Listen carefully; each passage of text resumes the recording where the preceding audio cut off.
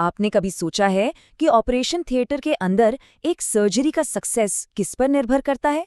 अगर आप सोच रहे हैं कि सिर्फ सर्जन की स्किल पर, तो आज का ये एक्सप्लेनर आपका नजरिया बदल देगा।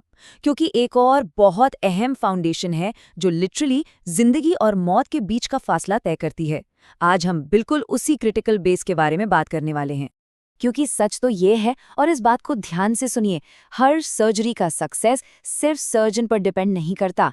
पेशेंट की करेक्ट पोजीशनिंग भी उतनी ही जरूरी है, और इस क्रूशल पोजीशनिंग का सबसे बड़ा आधार होता है ऑपरेशन थिएटर टेबल, यानी हमारी ओटी टेबल। देखिए, ये कोई आम फर्नीचर नहीं है, ये अपने आप में एक कंप्लीट लाइफ सेविंग इक्विपमेंट है। अगर हम इसको एक सिंपल फॉर्मूला में सोचें, तो ओटी टेबल का अल्टीमेट फॉर्मूला है safe positioning plus surgical access.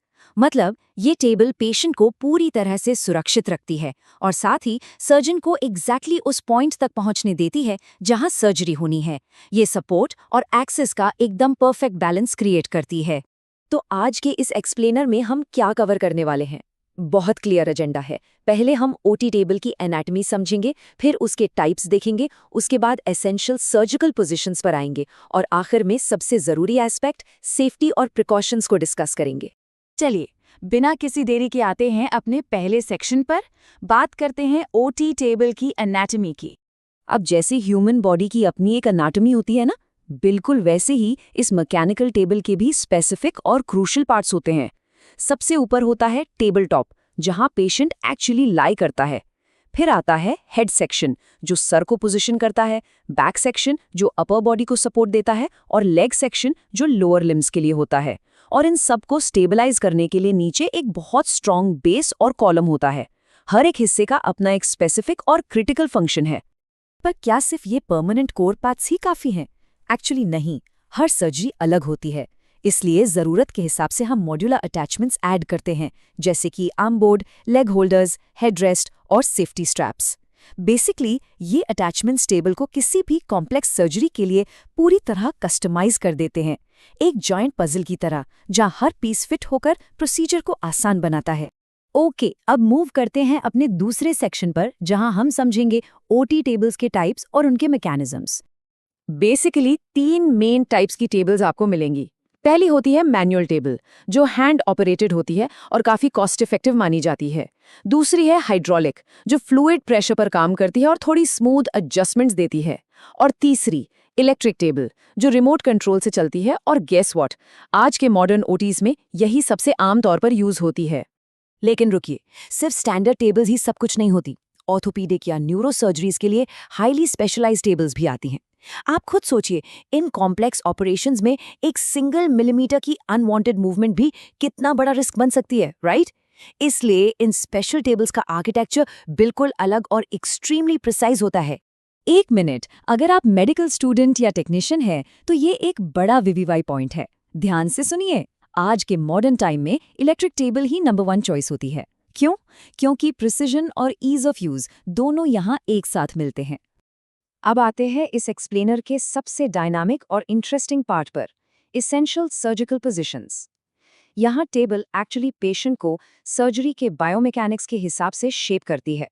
चलिए एक रैपिड फायर सीक्वेंस में इन पोजीशंस को देखते हैं। सबसे शुरुआती और सबसे कॉमन पोजीशन है सुपाइन। इसमें पेशेंट बिल्कुल फ्लैट लेटा होता है। ज्यादातर स्टैंडर्ड प्रोसीजर्स की शुरुआत इसी बेसलाइन पोस्चर से ही होती है। इसकी बिल्कुल ऑपोजिट आती है प्रोन पोजीशन, जहां पेशेंट को फेस डाउन लेटाया जाता है। अगर आप स्पाइन सर्जरीज की बात करें, तो ये पोजीशन एब्सोल्यूट क्रिटिकल है, क्योंकि यही एक पोस्चर है जो रीढ़ की हड्डी का बिल्कुल क्लियर सर्जिकल एक्सेस देता है। Next up is lithotomy position. इसमें लेग्स को एलिवेट करके रखा जाता है। गायनेकोलॉजी और यूरोलॉजी सर्जरीज में पेल्विक एक्सेस के लिए इस स्पेशलाइज्ड पोस्चर का होना एकदम एसेंशियल है।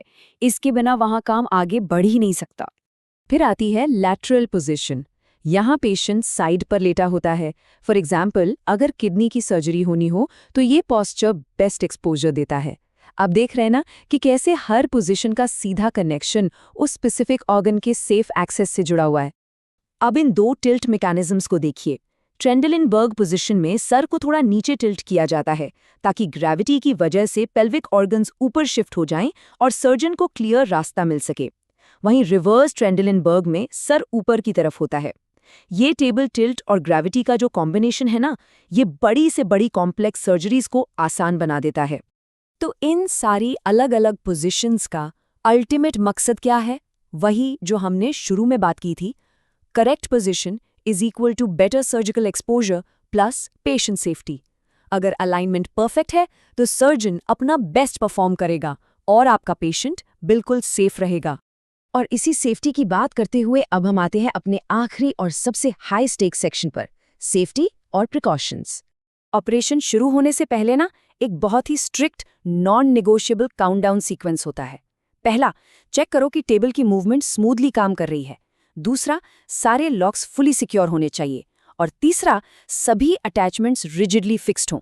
इस प्री यूज चेक के बिना ऑपरेशन स्टार्ट हो ही नहीं सकता। एब्सोल्युटली नो वे, क्योंकि जरा सी चूक से सिवियर रिस्क्स हो सकते हैं। इसलिए सेफ्टी स्ट्रैप्स यूज करना मस्ट है। नर्व्स पर प्रेशर बिल्कुल नहीं आना चाहिए, वरना परमानेंट नर्व इंजरी का खतरा रहता है। प्रेशर सोर्स से बचने के लिए टेबल पर प्रॉपर पैडिंग होनी चाहिए और ब्लड सर्कुलेशन ठीक से चलता रहे, इसके लिए पेशेंट का परफेक्ट अलाइनमेंट मेंटेन करना ही पड़ता है। तो अगर मैं इन सब बातों को एक लाइन में समराइज करूं, तो द गोल्डन रूल ये है, पोजीशनिंग हमेशा सेफ, कंफर्टेबल और हर हाल में स्टेबल होनी चाहिए। ये आज का आपका सबसे बड़ा टेकअवे है। कुछ फाइनल रिक्वायरमेंट्स जो हमेशा ध्यान में रखनी है। एक अच्छी ओटी टेबल रेडियो लूसेंट होनी चाहिए ताकि ऑपरेशन के दौरान बिना किसी प्रॉब्लम के एक्स-रे हो सके।